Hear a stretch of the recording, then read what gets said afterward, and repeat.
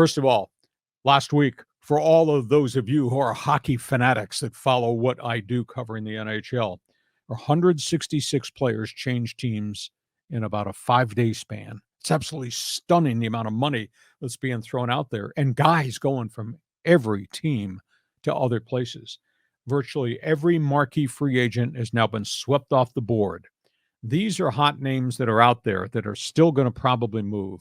Vlad Tarasenko played with the St. Louis Blues, was a right winger, scored a pile of goals, but he kind of talked his way out of St. Louis.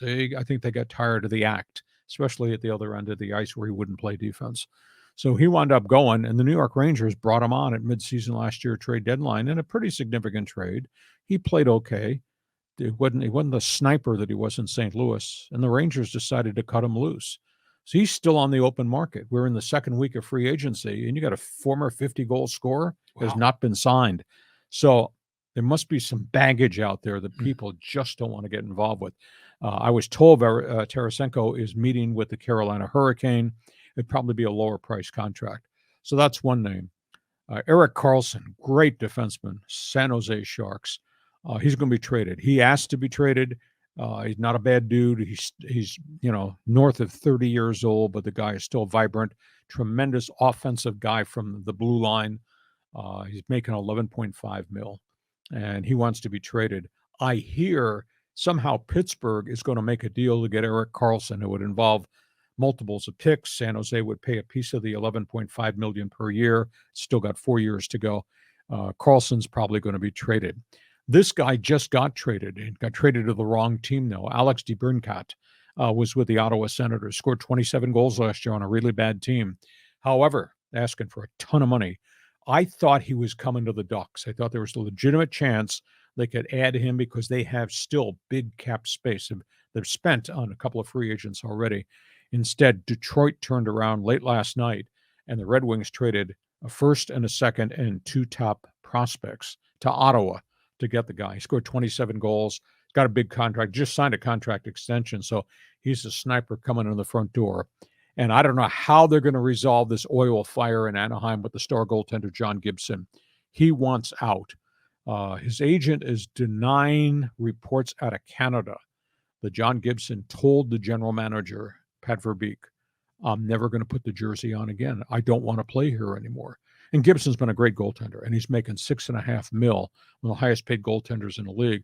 But he's tired of being in rebuild mode. Yeah. I told you the story a year ago. I watched a Ducks game, and he faced 30 shots in one period. Wow. Nobody was playing well in front of him. He just got besieged, and he got hurt, and he's looking at so much rubber, and he's tired of it. He just wants to go to a contender. Good guy, played for the Gulls for a short period of time. I don't know how they're going to put this fire out because the Ducks have high draft picks, good kids coming, spent a real chunk of change to get a big defenseman and to get another goal scorer. It's going to be a better team on the ice in front of Gibson, but Gibson just doesn't want to be there. So keep an eye on that story because something's got to happen there. I mean, the agent denies the statement from the Canadian press that Gibson said, I'll never put that jersey on again. Please trade me.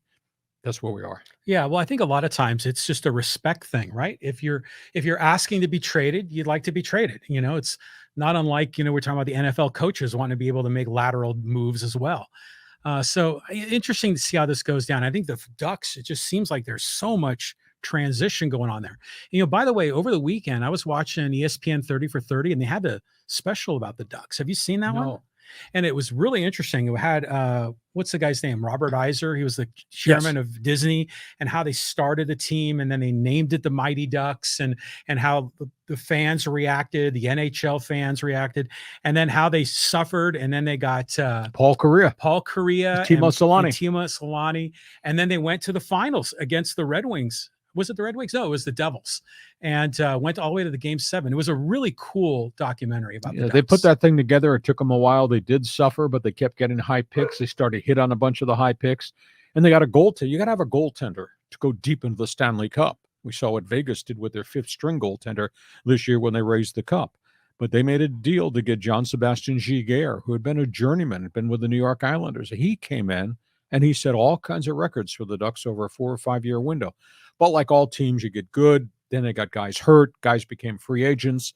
The budget went up. They traded Correa, but he had a significant concussion problem.